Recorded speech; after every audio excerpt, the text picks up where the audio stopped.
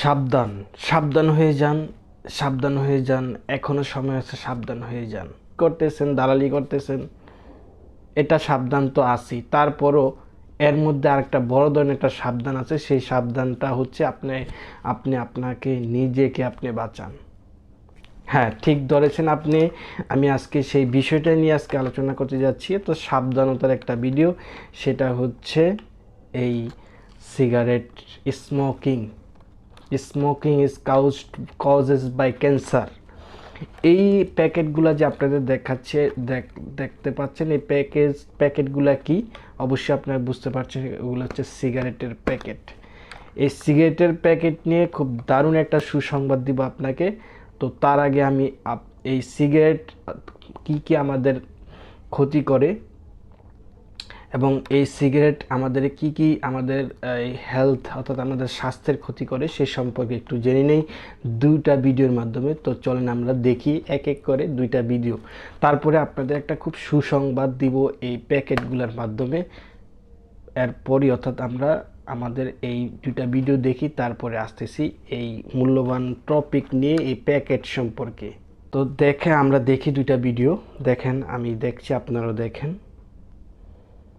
প্রথম আমরা ধূমপান করলে কি কি হয় একই সাথে দেখব, কিভাবে ধূমপান করলে কি কি ক্ষতি হয়। তো চলেন দেখি।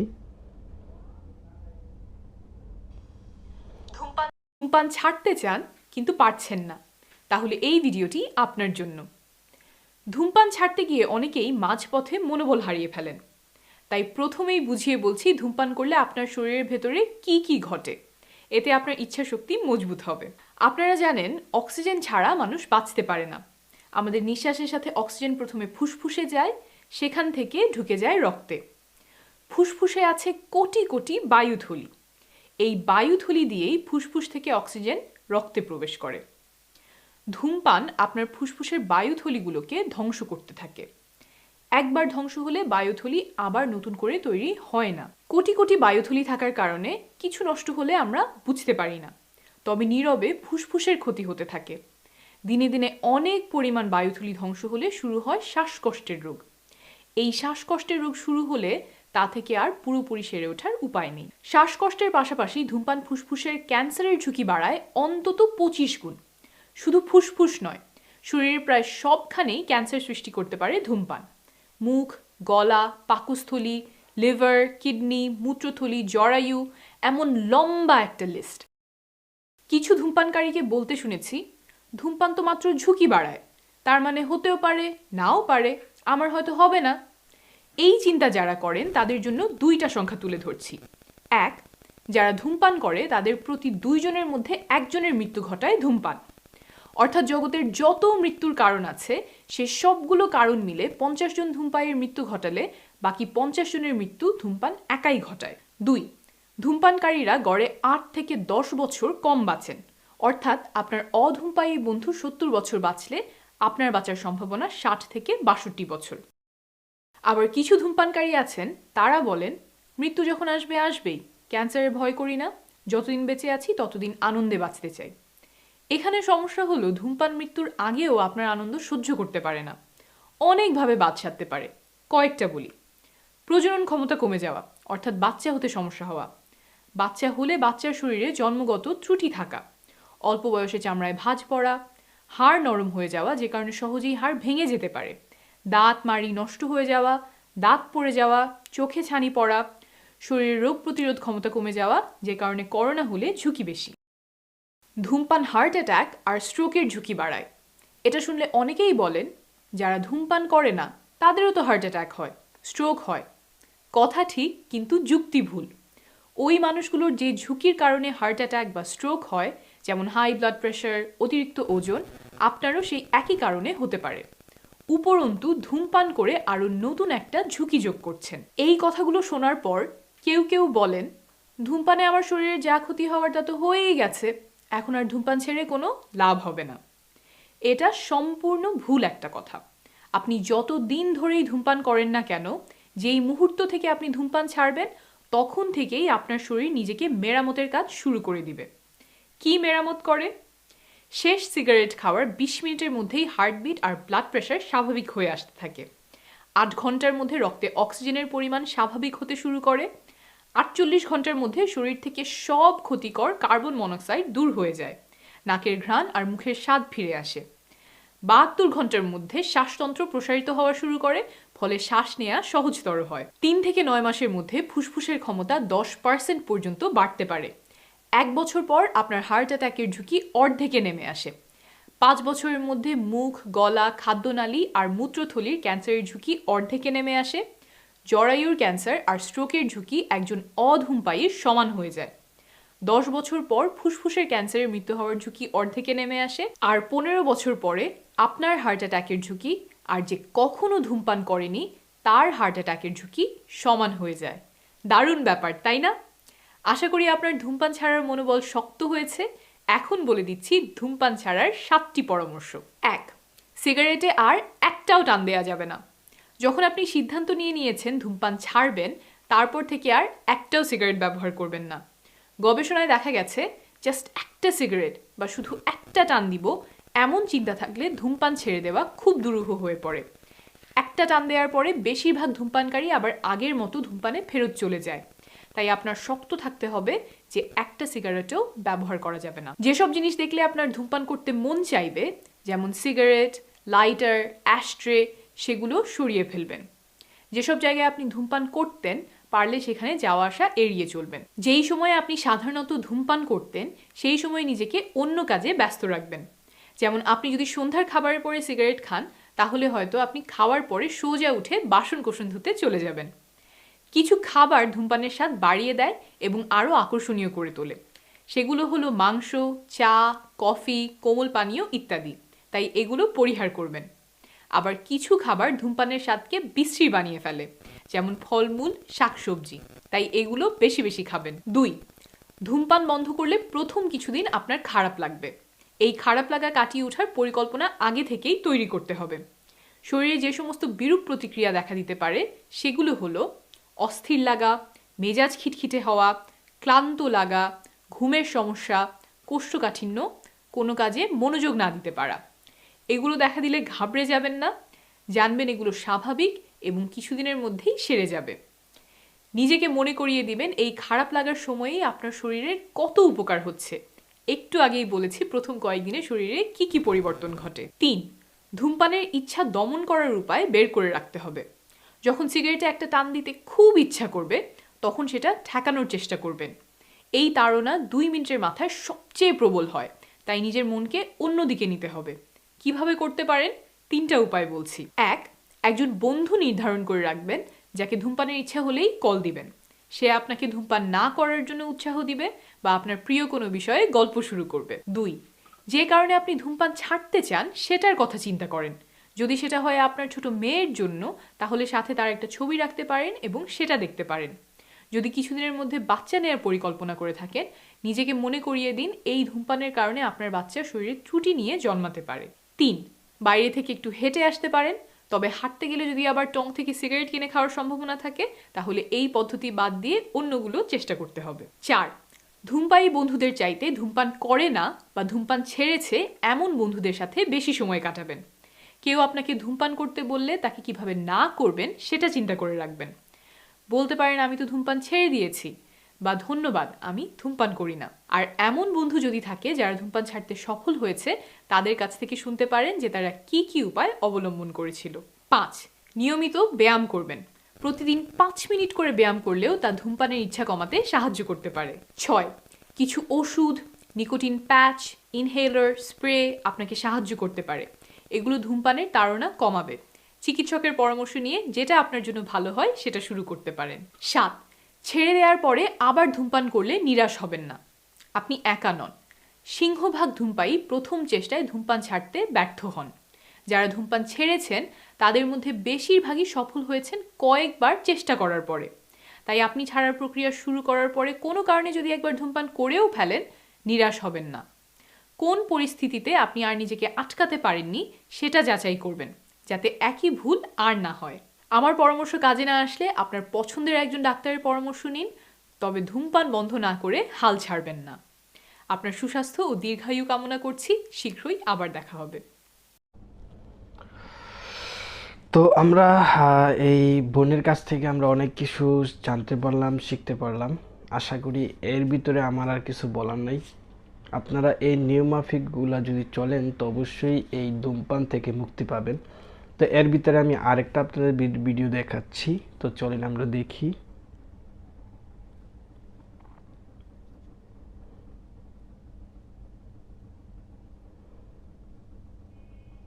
যেটা ধূমপান নিয়ে আমাদের হার্টের, আমাদের লাংস, আমাদের কিডনি যে কি কি ক্ষতিগুলা করে আমাদের, সেই ভিডিও अस्सलाम চলেন वालेकुम। দেখি। सिगरेट स्मोकिंग एक ऐसा अमल है जिससे इंसान की पूरी बॉडी डैमेज होती है, मगर हमारी बॉडी में सिगरेट स्मोकिंग की वजह से जो पार्ट सबसे ज़्यादा डैमेज होता है वो हमारे लंग्स हैं। हमारे लंग्स में मिलियंस ऑफ एयर सैक्स मौजूद होते हैं जिन्हें एल्वियोलाई कहा जाता है। जब हम सांस अंदर लेते हैं तो एल्वियोलाई में मौजूद ऑक्सीजन एयर में से ब्लड में शामिल होती है, और जब हम सांस बाहर निकालते हैं तो ब्लड से कार्बन डाइऑक्साइड निकलकर एल्वियोलाई में जाती है, जहां से फिर ये बॉडी से बाहर निकाल दी जाती है। एल्वियोलाई तक एयर को लाने और बाहर निकालने के लिए लंग्स में एयरवेज मौजूद होते हैं जिन्हें ब्रोंकाई कहा जाता है। इन ब्रोंकाई की लाइनिंग में म्यूकस प्रोड्यूसिंग सेल्स मौजूद होते हैं जो म्यूकस प्रोड्यूस करते रहते हैं, जिसकी वजह से जब हम सांस लेते हैं तो एयर में मौजूद डस्ट पार्टिकल्स और माइक्रो ऑर्गेनिजम्स वगैरह इस म्यूकस में ट्रैप हो जाती हैं। इसके साथ साथ ब्रोंकाई की इंटरनल लाइनिंग के सेल्स की सरफेस पर हेयर लाइक प्रोजेक्शंस यानी सीलिया भी मौजूद होते हैं। ये सीलिया डायरेक्शनल मूवमेंट कर रहे होते हैं, जिसकी वजह से जो म्यूकस प्रोड्यूस होता है वो ऊपर की तरफ धकेला जाता है ताकि म्यूकस के साथ जो डस्ट पार्टिकल्स और माइक्रो ऑर्गेनिजम्स अटैच हुए हैं वो भी बॉडी से बाहर निकल पाए। जब ये म्यूकस हमारे ट्रैकिया के करीब पहुंचता है तो हम खांसी के जरिए इस म्यूकस को लंग्स से बाहर निकाल देते हैं, मगर जब हम स्मोकिंग करते हैं तो 700 से ज़्यादा हार्मफुल केमिकल्स हम अपने लंग्स में भेज रहे होते हैं। ये केमिकल्स हमारे ब्लड में शामिल होकर पूरे जिस्म को नुकसान तो देते ही हैं, मगर इसके साथ साथ लंग्स को पूरी तरह डैमेज करते हैं।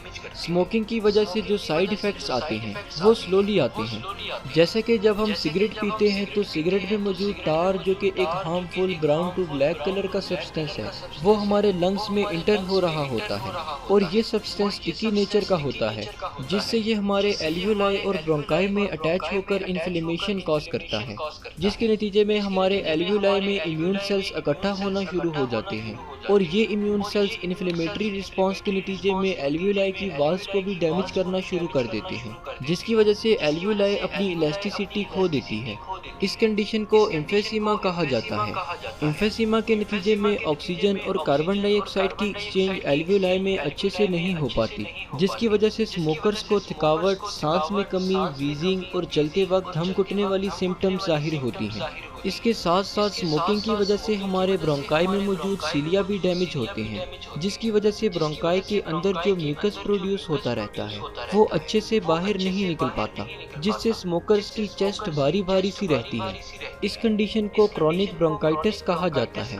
इस कंडीशन के नतीजे में स्मोकर्स को बार बार खांसी आती रहती है, मगर फिर भी म्यूकस लंग्स से बाहर नहीं निकल पाता। सिगरेट स्मोकर्स में ये दोनों कंडीशंस एक साथ पाई जाती हैं, और जब ये दोनों कंडीशंस एक साथ हों तो इसे क्रॉनिक ऑब्स्ट्रक्टिव पल्मोनरी डिजीज कहा जाता है। इसके अलावा स्मोकिंग की वजह से लंग कैंसर के चांसेस भी रहते हैं, यानी दुनिया में लंग्स कैंसर के 90% केसेस सिगरेट स्मोकिंग की वजह से होते हैं।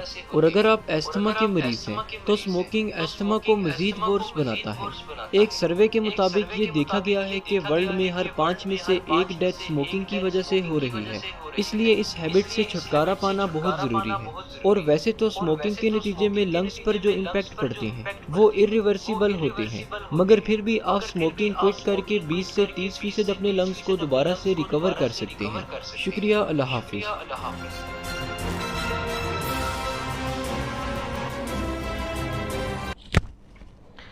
তো ভিউয়ার্স, এই দুইটা ভিডিওর মাধ্যমে আমরা অলরেডি অনেক কিছু শিখে গেছি আশা করি। তো এই বিষক্রিয়া যাতে আমরা না করি, আমরা যাতে ভালো থাকি, সুস্থ থাকি, এই জন্য আজকে ভিডিওটি করা। তার আগে আমি প্যাকেট সম্পর্কে কিছু বলে রাখি, যেটা আমি আপনাদের প্রথম হিসেবে সারপ্রাইজ হিসেবে সেটা বলেছিলাম আপনাদেরকে। সেটা হচ্ছে, দেখেন আমি প্রত্যেকটা প্যাকেট আপনাদের এক একটা করে দেখাচ্ছি। তো দেখেন, এটা হচ্ছে ডার্বি সিগারেট। এটার মধ্যে লেখা আছে, দেখেন পরোক্ষ ধূমপানে মৃত্যু ঘটায়, পরোক্ষ ধূমপানে মৃত্যু ঘটায়। তো এটা ডার্বি সিগারেটের প্যাকেট। তারপরে আমি আরেকটা প্যাকেট আপনাদের দেখাচ্ছি, লাকি স্ট্রাইক। লাকি স্ট্রাইক প্যাকেটের নাম, এই সিগারেটের নাম। তো এটার মধ্যেও লেখা আছে যে পরোক্ষ ধূমপান মৃত্যু ঘটায়, লেখা আছে দেখেন এখানে। তা আমি 2টা প্যাকেট দেখাইলাম আপনাদের। এরপরে আরেকটা প্যাকেট, এটাও ডার্বি। তারপরে আমি আরেকটা প্যাকেট এখানে দেখাচ্ছি, এটার নাম হচ্ছে রয়্যাল, রয়্যাল সিগারেট। এইটার মধ্যে আবার লেখা আছে দেখেন, পরোক্ষ ধূমপানের কারণে গর্ভের সন্তানের ক্ষতি হয়। এই আরেকটা আমি প্যাকেট আপনাদের দেখাচ্ছি, এটার মধ্যে আছে পরোক্ষ ধূমপান মৃত্যু ঘটায়, পরোক্ষ ধূমপান মৃত্যু ঘটায়। এটার মধ্যে কি লেখা আছে, ধূমপানের কারণে গর্ভের সন্তানের ক্ষতি হয়। তো আরও প্যাকেটের মধ্যে আমি দেখেছি ধূমপানের কারণে মৃত্যু হয়, ধূমপানের কারণে হৃদরোগ হয়, ধূমপানের কারণে স্ট্রোক হয়। এই যে প্যাকেটগুলো আপনি নিচ্ছেন, যেই প্যাকেটগুলো থেকে আপনি সিগারেট বার করে খাচ্ছেন, অথচ এই প্যাকেটের গায়ে এই সাবধানতার কথাগুলা, এই ভয়ঙ্কর কথাগুলা, এই নীতিযুক্ত কথাগুলা, এই এই আপনার এই মরণ সম্পর্কীয় কথাগুলো আপনার সামনেই লেখা, অর্থাৎ যেটা থেকে আপনি সিগারেট বের করে টানছেন সেইটার মধ্যেই লেখা। কেউ যদি আপনাকে এখন একটা হাতল দিয়ে, একটা ছুরি দিয়ে গাইতে গাইতে বলল তুই বেঁচে থাক, ওই সময় আপনার মেজাজটা কেমন হবে? আপনি নিজেকে কি বলবেন? যে আমাকে মারছে, আবার আমাকেই বলতেছে তুই বেঁচে থাক বইলে, আবার আমাকেই ছুরি দিয়া এক একটা করে ড্যাগার মারছে, অর্থাৎ এক একটা ছুরি পিঠে মারছে, আবার মারতেছে বুকে, আবার হাতে পায়ে মারতেছে, আর বলতেছে যে তুই বেঁচে থাক, আমি তোর জন্য দোয়া করি, তুই দুনিয়াতে সুখে থাক। তো আপনার মনটা ওই সময় কি বলবে? আপনার জবাবটা কি হইতে পারে? আপনার মাইন্ডটা কেমন হইতে পারে? আপনি চিন্তা করেন আপনার মনটা কেমন লাগতে পারে, বা আপনার মন কি বলে। ঠিক একইভাবে কেউ আপনাকে ছুরির আঘাত দিয়ে দিতেছে আর বলতেছে দুনিয়াতে ভালো থাকো, সুস্থ থাকো, অথচ আপনাকে মেরে ফেলতেছে। যাক, আমি কি বলতে যাচ্ছি হয়তো আপনারা বুঝাইতে পারছি আপনাদের। তা আমি এই কথাগুলোর মানে কি, আপনাকে ছুরি দিয়ে গাইতেছে, আপনাকে ড্যাগার মারতেছে, আপনাকে গুলি করতেছে, আর সাথে সাথে বলতেছে আপনি ভালো থাকেন, সুস্থ থাকেন। এর মানে হচ্ছে সিগারেট। ঠিক সেম সিগারেট আপনাকে টানছে, আপনি খাচ্ছেন। ঠিক সিগারেটওয়ালা যারা আছেন, এই যে প্যাকেট, এই প্যাকেটে আপনাকে বলতেছে আপনি ভালো থাকেন, সুস্থ থাকেন। প্রত্যেকটা গায়ে লেখা কেন ভাই? আপনি দেখেন, একটা সময় আপনি যদি এই সিগারেট খেয়ে মারা যান, হঠাৎ 2টা টান দিছেন, টান দেওয়ার সাথে সাথে আপনার বুকে হঠাৎ করে শ্বাসকষ্ট বেড়ে আপনি হঠাৎ করে ঠুস করে মারা গেলেন। তো আপনি, আপনার পরিবার, আপনার ফ্যামিলি, আপনার ছেলে মেয়ে জানতে পারলো এই সিগারেট টান দেওয়ার সাথে সাথে আপনার মৃত্যু হয়েছে। এখন এই সিগারেটের গায়ে আপনি সিগারেট যে কোম্পানির মালিক ছিল ওনাদের কাছ থেকে গিয়ে বলতে পারবেন যে এই সিগারেট খেয়ে আমার বাবা, আমার দাদা, আমার নানা মারা গেছে, এর নামে আপনি হাইকোর্টে বিচার চাচ্ছেন, বা আপনি এর নামে মামলা করতে পারবেন? পারবেন না। কারণ কি, আপনাকে কিন্তু মানা করা দেওয়া হয়েছে আপনাকে আগে। ওনারা নিজেই আপনাকে হুঁশিয়ার করে দিয়েছে, সাবধান করে দিয়েছে। জাস্ট এইটুকু কথা লেখে।